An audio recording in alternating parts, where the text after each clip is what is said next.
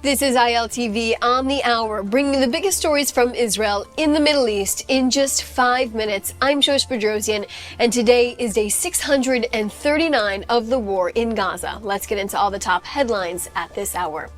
Hostage and ceasefire talks are set to renew as a team of Israeli negotiators are on their way to Doha, Qatar right now for indirect talks with Hamas and a hostage release and ceasefire deal.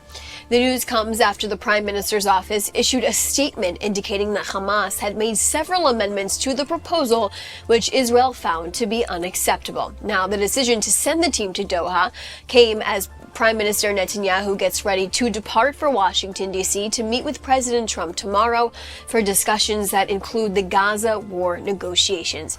Now, Trump has now for weeks indicated a possible ceasefire and hostage deal could be happening soon. Hamas on Friday gave what it described as a positive response to a U.S. and Israel-backed framework, which would see about half of the 50 living and dead hostages held by the terrorist group in Gaza released over the course of a 60-day ceasefire in 5 separate phases or releases. Hamas is reportedly pushing for 3 amendments to this Qatari proposal.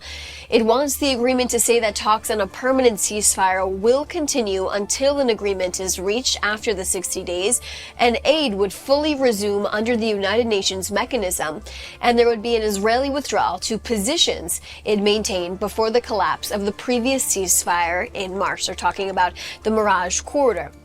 Now, the Prime Minister's office said the new demands were received Saturday night and were unacceptable, but the team would still go ahead to go to Doha, Qatar for talks. Thousands of people gathered in Tel Aviv to push for a deal at Hostages Square, and the Hostages and Missing Families Forum issued a statement critical of this emerging deal because it does not include a plan for the release of all of the hostages living and dead. And Trump and Netanyahu are set to speak on Monday as the pressure is mounting for American and Israeli leaders to end the war in Gaza. Now, ahead of their summit on Monday in Washington, D.C., U.S. President Trump and Prime Minister Netanyahu are both sounding optimistic that an agreement will be reached soon. This historic visit comes as Netanyahu's third one since Trump took office back in January. Now, before his planned trip to Washington, Netanyahu made what many consider to be a long overdue visit to Kibbutz Nir Oz, the hardest hit Israeli community in the October 7th Hamas massacre. Now, in an emotionally charged visit, Netanyahu and his wife Sarah toured the kibbutz and walked through the ravaged and burned out home and met members who shared stories of the community where 117 of the 400 residents were either kidnapped or murdered. And it's there that the Prime Minister declared the plans to bring the remaining hostages home, and Trump said a deal is within reach but could slip away. Now, to the war in Gaza, 2 American aid workers were injured in Rafah when Hamas terrorists threw 2 grenades at them while working at the Gaza Humanitarian Foundation distribution site, according to Netanyahu and other American officials.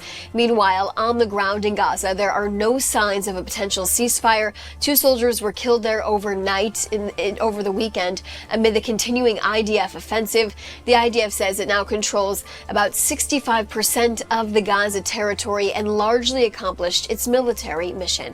As we said, it is day 639 of the war in Gaza. There were incoming rocket fire directed at Kibbutz Kisufim on the border of Gaza last night, and the rocket was neutralized by air defense, and no injuries or damages were recorded. Like we said, though, the war is still very much ongoing there, with top leaders from Hamas continuing to be eliminated as well.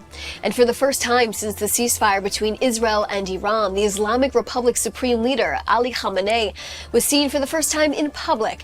The 86-year-old regime leader sheltered in an underground bunker during the war, fearing his assassination for more than 2 weeks.